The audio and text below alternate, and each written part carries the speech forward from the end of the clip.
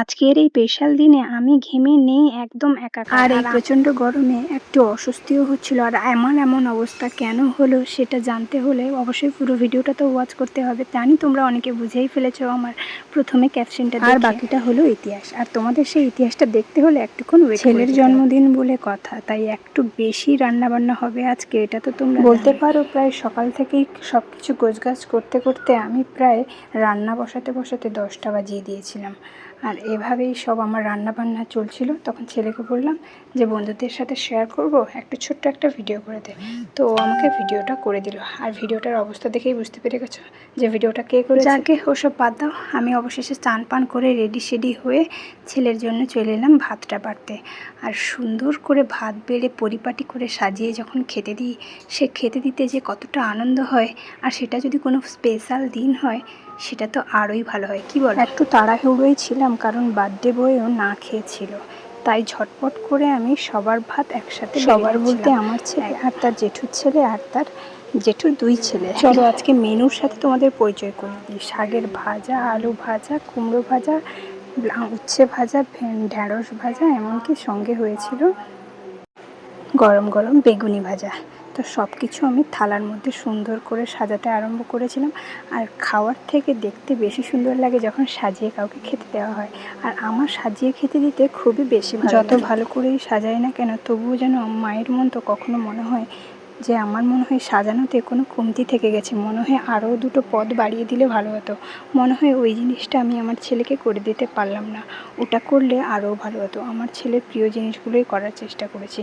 তার মধ্যে বেগুনিটাও একদম খেতে ভালোবাসে না, কিন্তু অন্যরা খাবে বলে বেগুনিটা। তোমাদের তো শুধু ভাজাগুলোর কথা বললাম, বাকি তরকারিগুলোর কথা তো বলতে ভুলেই গেলাম। হ্যাঁ, সঙ্গে ট্যাংরা মাছের ঝোল। ট্যাংরা মাছের ঝাল বলতে আমাদের বাড়িতে যদিও হয়নি, তার পাশের বাড়ির দিদি তাকে বানিয়ে দিয়েছিল, তো ওই ঝোলটাও তাকে দিয়েছিলাম। আমাদের বাড়িতে হয়েছিল মাংস আর মাছের টক। আর হ্যাঁ, সাথে পুঁই শাকের রায়তাও ছিল। আর হ্যাঁ, সঙ্গে স্যালাড না হলে খাবারটা আবার জমে না। সঙ্গে তাই একটু স্যালাডও কেটে নিয়েছিলাম। স্যালাড কেটে ভাতের উপরে একটু ডিজাইন করে সাজিয়ে দিয়েছিলাম এবং খাবারও সবার থালায় একদম বেড়ে সাজিয়ে নিয়েছিলাম যাতে খেতে দিতে তাড়াতাড়ি সুবিধে হয়। এবং আমার ছেলের জন্য বাটিতে করে সব কিছু তরকারিও রেখে দিয়েছিলাম। এইভাবে থালাটা অ্যাট লাস্ট সাজানো হয়েছিল। ভাতগুলো কিন্তু ভেঙে গেছিলো, কী জন্য জানি না। কত সুন্দর বাটিতে সবাই করে। সঙ্গে কিন্তু শেষ পাতে দই আর, যেটা আমার ছেলের সব থেকে প্রিয়। ও কিন্তু পারলে সব কিছু ছেড়ে দই মিষ্টিটাই আগে খেয়ে নেবে এরকম। আমি যে শুধু কথার কথা বলছি তা কিন্তু নয়, ও কিন্তু এটাই করেছে, সব কিছু ছেড়ে আগে দই মিষ্টিটাই খেয়েছে। আর এসবের পরে আমাদের কিন্তু রাত্রিবেলা একটা ছোট্টখাটো অনুষ্ঠান রয়েছে, তাই তাড়াতাড়ি আমরাও খেতে বসে গেছিলাম। খাওয়া দাওয়া শেষ করে উঠে আমার বড়বাবু ঘুমিয়ে গেছিলো, তো তাকে জোর করে টেনে টেনে তুলতে হয়েছে।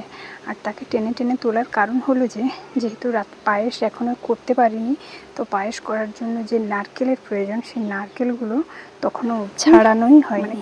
তাই ওনাকে জোর করে টেনে টুনে নিয়ে এসে কোনো রকমে বসালাম নারকেল ছাড়ানোর জন্য। আর উনি এসে একদম গ্যাঁট হয়ে বসে পড়লেন নারকেল ছাড়াবে, কিন্তু খুব দাউলিও নিয়ে এলো না, এমনকি নারকেলগুলো। তো ফাইনালি নারকেলগুলো কিন্তু ছাড়াতে বসেছে। তো নারকেলগুলো ছাড়ানো হয়ে গেলেই আমাদের আবার কাজে লেগে পড়তে হবে, আর সেটা আরও বেশি। দুজনে কথা বলতে বলতে নারকেল ছাড়াচ্ছিলাম। তো আজকের ভিডিওটা কেমন লাগলো সেটা জানিয়ে যেও।